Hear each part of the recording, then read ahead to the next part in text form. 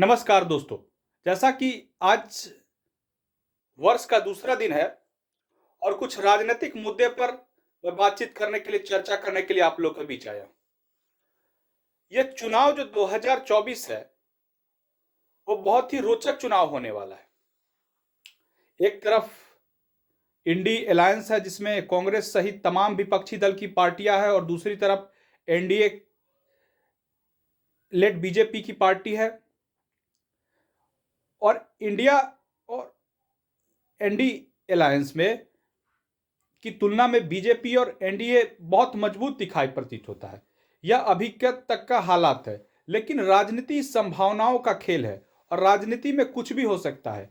जरूर अभी बढ़त बीजेपी एनडीए अलायंस को है, लेकिन इसका यह मतलब नहीं है कि समीकरण कभी पलट नहीं सकता।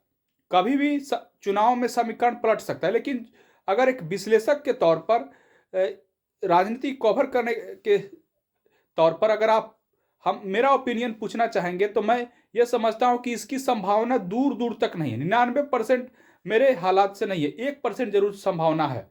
लेकिन अगर बीजेपी की तैयारियों की बात करें तो बीजेपी इसको कभी भी पूरी तरीके से छोड़ने के लिए तैयार नहीं है। वह पूरी जानती है कि हम जीत रहे हैं, फिर भी कमर कस करके इस मुकाबले में उतरी हुई है और अपनी तैयारियों को धरातल पर पहुंचा रही है, योजनाओं को पहुंचा रही है। लेकिन अगर कांग्रेस की बात करें, इंडिया अलायंस में अभी तक सीट बंटवारा नहीं हो पाया। उसमें उसका क्या एक मैनिफेस्टो होगा, किन मुद्दों पर, क्योंकि उसमें तमाम विपक्षी दल हैं, उनकी अपनी अपनी सोच है। उनमें कॉमन सोच के रूप में साझा सोच बने और वो मैनिफेस्टो के नाम से डाला जाए, वो अभी तक नहीं बन पाया। जो एनडीए और यूपीए एनडीए वन, जिसका नेतृत्व पूर्व प्रधानमंत्री स्वर्गीय अटल बिहारी वाजपेयी कर रहे थे, तो उसमें भी बहुत सारे विपक्षी दल थे, लेकिन उन और अलग अलग विचारधारा वाले पार्टियां थी। क्यों? लेकिन फिर भी उनमें एक कॉमन घोषणा पत्र जारी हुआ। जेडीयू और रामविलास पासवान की, स्वर्गीय रामविलास पासवान की जो पार्टी एलजेपी थी, वो भी उस गठबंधन में शामिल थी। लेकिन उन सब के बावजूद यह सरकार 5 साल तक चली, क्योंकि ये कॉमन घोषणा पत्र जारी हुआ। उसी प्रकार से अगर अभी की इंडिया अलायंस में देखें तो शिवसेना हिंदुत्व की विचारधारा को लेकर के चलती है, बाकी बहुत सारी दल उसमें धर्मनिरपेक्षता को लेकर के चलती है। तो इसलिए कॉमन एक मैनिफेस्टो बनना बहुत जरूरी है, वो अभी तक नहीं बन पाया। सीट बंटवारे का बहुत बड़ा इशू है, सीट बंटवारा नहीं हो पाया। अगर वहां पर बीजेपी की तैयारियों की बात करें तो बीजेपी इस बार 400 पार की पूरी तरीके से तैयारियां कमर कस करके चुनाव में उतरना चाहती है। और कितनी सफलता मिलेगी, नहीं सफलता मिलेगी, यह तो भविष्य के गर्त में छिपा हुआ है। यह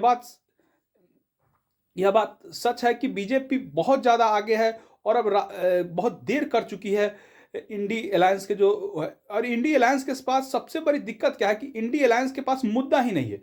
लोकसभा चुनाव में अगर कोई आप जीतता है तो उसमें सबसे बड़ा एक मुद्दा होना चाहिए। उनके पास कोई मुद्दा ही नहीं है। वो राफेल का मुद्दा लेकर के आए, उसके बाद बहुत सारे मुद्दे लेकर के आए, बेरोजगारी का मुद्दा लेकर के आए, महंगाई का मुद्दा लेकर के आए, हिडनबर्ग का मुद्दा लेकर के, लेकिन कोई भी मुद्दा चिपका नहीं।